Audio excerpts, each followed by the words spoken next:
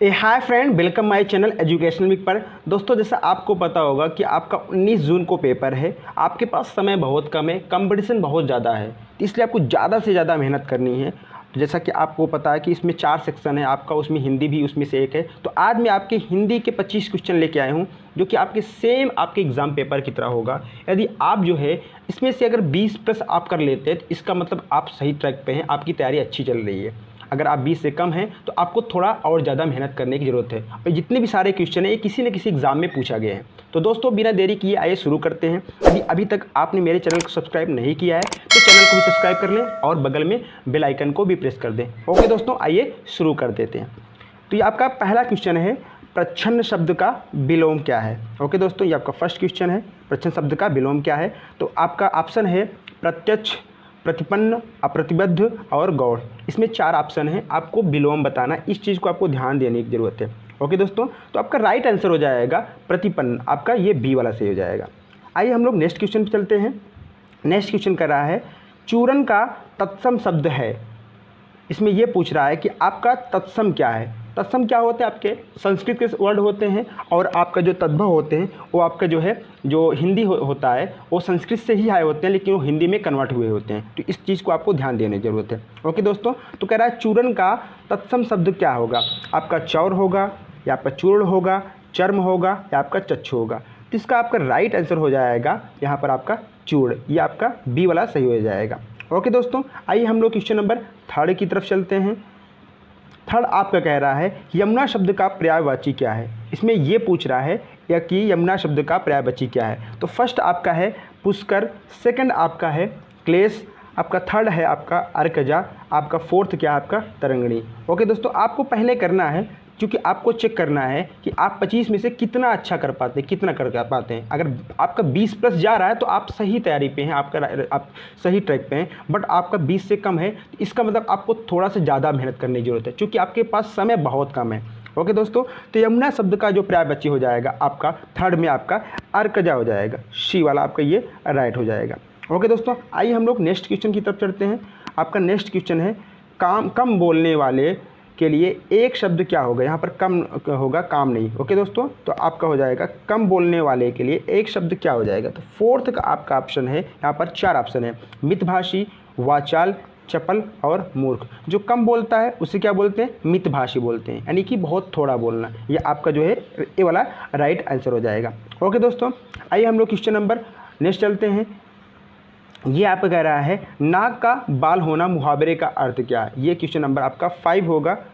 यहाँ पर नंबरिंग नहीं हुई है, लेकिन आपको ध्यान देना है। नाक का बाल होना मुहावरा का अर्थ क्या होगा। शत्रु होना, नाक में बीमारी होना, अकारण प्रिय होना या दरिया दिल होना। तो आपका यहाँ पर 4 ऑप्शन दिए गए हैं, जहाँ पर आपका जो ऑप्शन हो जाएगा सी हो जाएगा, अकारण प्रिय होना। ठीक है, इसका मतलब क्या हो जाता है कि कोई भी चीज़ आपको अच्छी न लगना, वो ज़बरदस्ती आपके साथ लगी रहे। तो आपका ऑप्शन हो जाएगा सी हो जाएगा। आइए नेक्स्ट क्वेश्चन चलते हैं। आपका क्वेश्चन नंबर 6 हो जाएगा तल्लीन का संधि विच्छेद क्या होगा। क्या पूछ रहा है कि तल्लीन का संधि विच्छेद क्या होगा। तो आपको ध्यान देने की ज़रूरत है कि मैंने बहुत अच्छे से संधि विच्छेद में पढ़ाया, आप जा सकते हैं वहाँ पर, आप एक एक चीज़ को अच्छे से विस्तार किया है, वहाँ से आप देख सकते हैं। तो आपका कह रहा है सबसे पहले ये आपका कौन संधि है। तो आपका तल्लीन आपका व्यंजन संधि है। तो व्यंजन संधि में क्या होता है, आपका हलंत लगता है। यहाँ पर देखो 4 आपका जो है ऑप्शन है, जिसमें से 2 में तो आपका हलंत नहीं, तो आपको 2 डायरेक्ट कट जाएंगे। बचा आपका जो है ए और सी, इसमें तल्लीन है आपका तत्लीन है। तो आपका जो राइट आंसर हो जाएगा वो आपका हो जाएगा सी, तत्लीन होता है। तल्लीन का जो ता और ला मिल के आपका ला बन जाता है,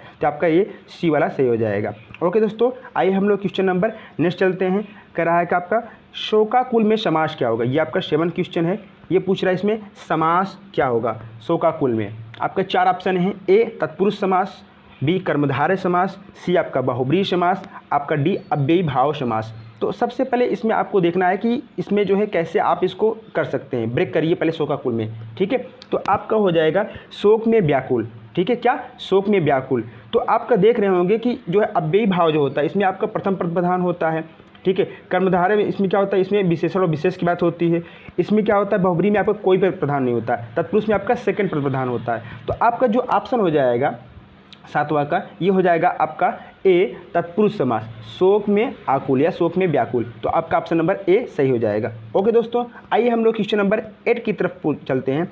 ये कह रहा है आपका 8 द्विज शब्द का अर्थ क्या है। ये आपका क्वेश्चन नंबर 8 है, पूछ रहा है द्विज शब्द का अर्थ क्या है। तो आपका ऑप्शन है ए ब्राह्मण, आपका बी है दांत, सी आपका पक्षी है, और आपका डी पूछ रहा है इनमें से सभी। तो आपका जो द्विज का अर्थ हो जाएगा वो आपका हो जाएगा इनमें से सभी, यानी कि आपका डी वाला आंसर सही हो जाएगा। यानी कि द्विज का जो अर्थ होता है दांत भी होता है, ब्राह्मण भी होता है और आपका पक्षी भी होता है। ओके दोस्तों, बहुत ही इंपॉर्टेंट क्वेश्चन लेके आए हूँ जो किसी न किसी एग्जाम में पूछा गया है। सेम ही आपका इसी पैटर्न पे आपके एग्जाम में पूछा जाएगा। तो आपको बिल्कुल भी मिस करना नहीं है, आपको एक एक क्वेश्चन को सॉल्व करना है, आपको चेक करना है कि आप जो है इस समय किस पोजीशन में हैं। ओके दोस्तों, नेक्स्ट आपको चलते हैं हम लोग पैराग्राफ पे है।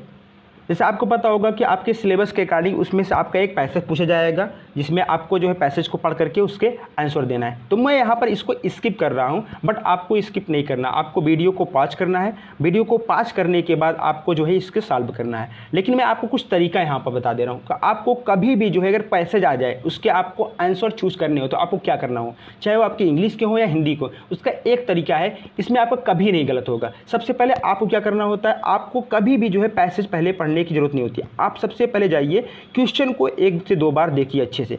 क्वेश्चन को आपको 1 से 2 बार देखने के बाद तब उसके बाद आपको जो है पैसेज पे जाना है। ठीक है, अगर इस तरह आप अगर करें हैं तो आप कभी भी जो है पैसेज का एक भी जो है आंसर आपका गलत नहीं होगा। बट आमतौर पर लोग क्या करते हैं, सबसे पहले वो पैसेज पढ़ना शुरू कर देते हैं और जब क्वेश्चन की बारी आती है तो भूल जाते हैं। बट आपको ऐसा नहीं करना है, आपको सबसे पहले जा करके क्वेश्चन को अच्छे से कम से कम 2 बार पढ़ना है, उसके बाद पैसेज पढ़ेंगे तो आपको ऑटोमेटिक आ जाएगा। ओके, तो मैं यहाँ पर आपको ये स्किप कर रहा हूँ, बट आपको इसको पाँच करके इसको सॉल्व करना है। ठीक है, बट अब मैंने पहले से ही इसका जो है पैसेज को पढ़ लिया है तो मैं इसके आपको आंसर बता दे रहा हूँ। ठीक है, ताकि जब आप करेंगे तो आपको चेक कर लेना है कि इसमें सही है कि नहीं है। तो आपका ये जो हो जाएगा, पहला वाला हो जाएगा आपका कह रहा शिक्षा की बैंकिंग अवधारणा शिक्षा को किस रूप में प्रस्तुत करती है। यहाँ पर आपके 4 ऑप्शन हैं। शिक्षा में केवल छात्र शिक्षकों को शिक्षित करते हैं, शिक्षा में उपहारों का लेन देन होते हैं, शिक्षा की प्रक्रिया में केवल परम अज्ञानी शामिल होते हैं, शिक्षा ज्ञान के लेन देन की प्रक्रिया है। तो आपका इसका जो आंसर हो जाएगा वो आपका हो जाएगा डी वाला यहाँ पर हो जाएगा। ठीक है, मैंने पैसेज पहले पढ़ा है इसलिए मैं आपको आंसर डायरेक्ट बता दे रहा हूँ। ठीक है, आपका नेक्स्ट जो हो जाएगा गद्यांश के अनुसार छात्र अपनी किस वास्तविकता को नहीं जान पाते हैं। तो इसका जो आपका आंसर हो जाएगा वो हो जाएगा आपका यहाँ पर ए, शिक्षक पूर्णतः शिक्षित नहीं है। ठीक है, फिर आपको नेक्स्ट चलना है इस गद्यांश के अनुसार शिक्षा की प्रक्रिया संपन्न होने के लिए अनिवार्य शर्त क्या है। तो इसका आपका ऑप्शन हो जाएगा शिक्षक की उपस्थिति। तो आपका ये सी वाला हो जाएगा। ओके दोस्तों, फिर आइए हम लोग नेक्स्ट चलते हैं। गद्यांश के अनुसार उत्पीड़न की विचारधारा की विशेषता क्या है। तो यहाँ पर आपका हो जाएगा जो है इसका डी, शिक्षक श्रेष्ठ है और छात्र हीन है। तो आपका ये डी वाला ऑप्शन हो जाएगा।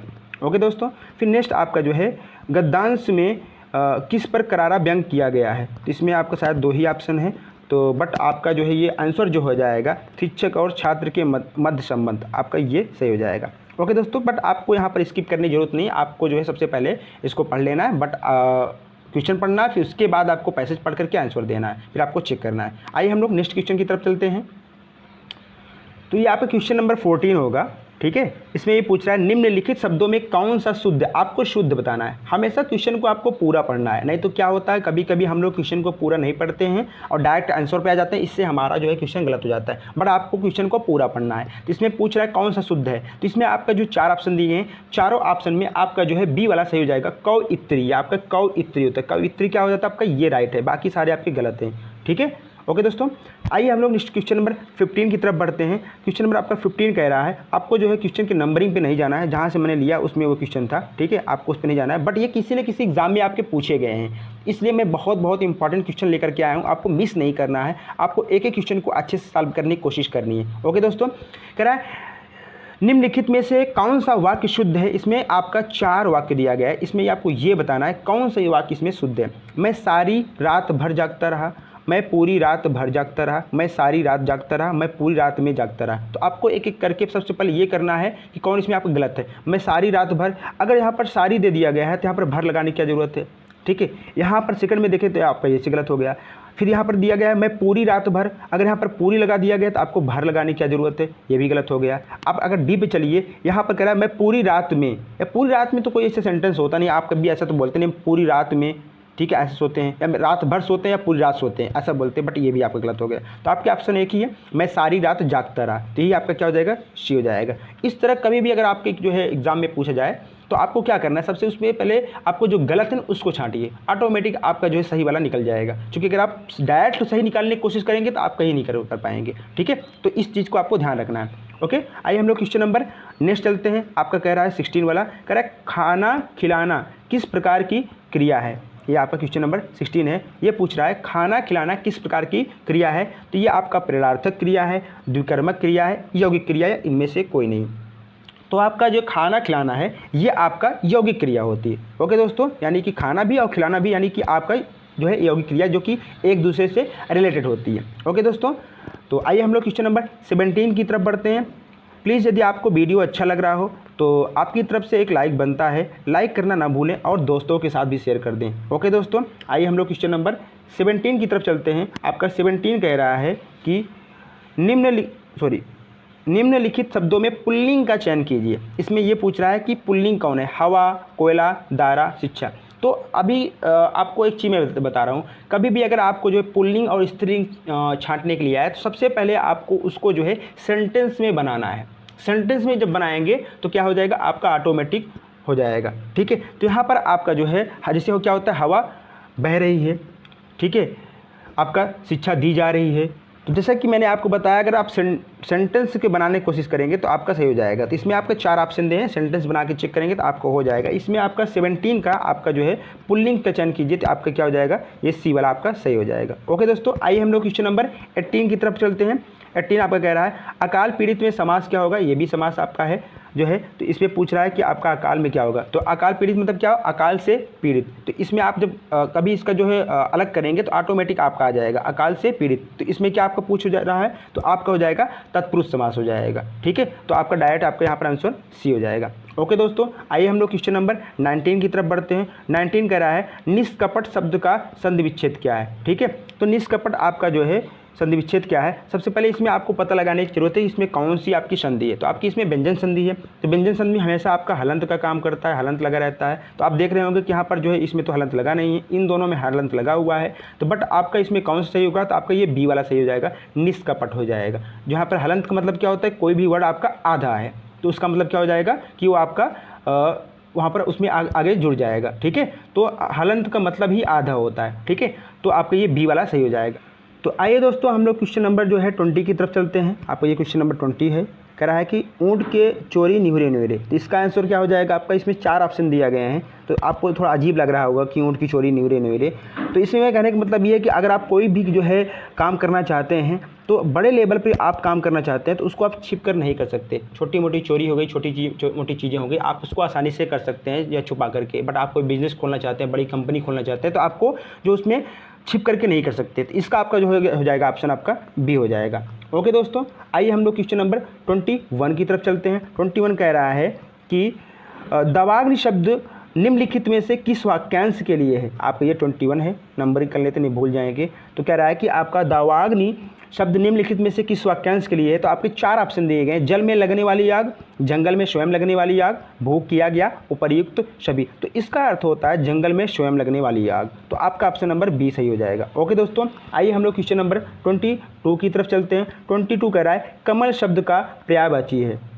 ये पूछ रहा है कमल शब्द का पर्यायवाची क्या है। तो कमल का पर्यायवाची आपका 4 ऑप्शन दिए गए हैं, ताम्रस, सोमरस, रसाल, अम्बु। तो आपका ऑप्शन नंबर ए सही हो जाएगा, क्या हो जाएगा आपका ताम्रस हो जाएगा। ओके दोस्तों, आइए हम लोग क्वेश्चन नंबर 23 की तरफ बढ़ते हैं। कह रहा है कि 23 इसमें आपका गधा का तत्सम शब्द क्या होगा। तो यानी कि आपका जो गधा है ये तद्भव है, इसका तत्सम क्या हो जाएगा, गधा, गर्दभ या गद्रभ या गर्दभ। ओके, तो आपका जो ऑप्शन डी है ये आपका सही हो जाएगा। गधा का जो है तत्सम होता है आपका गर्दभ हो जाता है। ओके दोस्तों, आइए हम लोग क्वेश्चन नंबर 24 की तरफ बढ़ते हैं। 24 आपका कह रहा है अनुरूप का विलोम क्या होगा। आपका 4 ऑप्शन आपके पास दिए गए हैं, विरूप, प्रतिरूप और आपका अपरूप और आपका जो है यहाँ पर क्या दिया गया है लास्ट वाला व्यतिरूप दिया गया है। तो 24 का आपका हो जाएगा अनुरूप का विलोम हो जाएगा प्रतिरूप। तो आपका ये वाला ऑप्शन सही हो जाएगा। ओके दोस्तों, आइए हम लोग क्वेश्चन नंबर 25 की तरफ चलते हैं। ये हमारा लास्ट क्वेश्चन होगा। जैसा आपको पता होगा कि लेखपाल में आपके जो है हिंदी सेक्शन से 25 क्वेश्चन पूछे जाएंगे। तो आपके जो है बहुत ही इंपॉर्टेंट आपका ये होगा, चूँकि ज़्यादा से ज़्यादा इसमें आप गेन करेंगे तो आपके जो है आने के चांसेस ज़्यादा रहेंगे। ओके दोस्तों, तो 25 क्या हो जाएगा आपका, गायक का जो है क्या पूछ रहा है कि अन्य लिंग क्या है।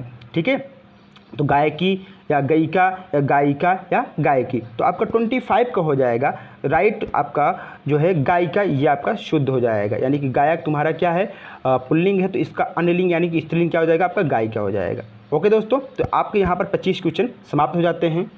तो आई होप आपको सीरीज़ बहुत अच्छी लगी होगी। तो आपको दोस्तों जम करके मेहनत करना है, तो आपको एक भी सीरीज़ मिस नहीं करना है, ज़्यादा से ज़्यादा मेहनत करना है। ठीक है, तो अगर आपको सीरीज़ पसंद आई हो तो आपको लाइक करना है और वीडियो को दोस्तों के साथ भी शेयर करना है। यदि अभी तक आपने चैनल को सब्सक्राइब नहीं किया है, चैनल को भी सब्सक्राइब करना है। तो ऐसे में आपको 19 जून तक, जब तक आपका पेपर नहीं जाता है, ऐसे में आपको 1 से 2 जो है डेली मॉडल पेपर लेके आया करूँगा, जो कि आपके लिए बहुत ही हेल्पफुल होगा। ओके दोस्तों, थैंक यू, बाय।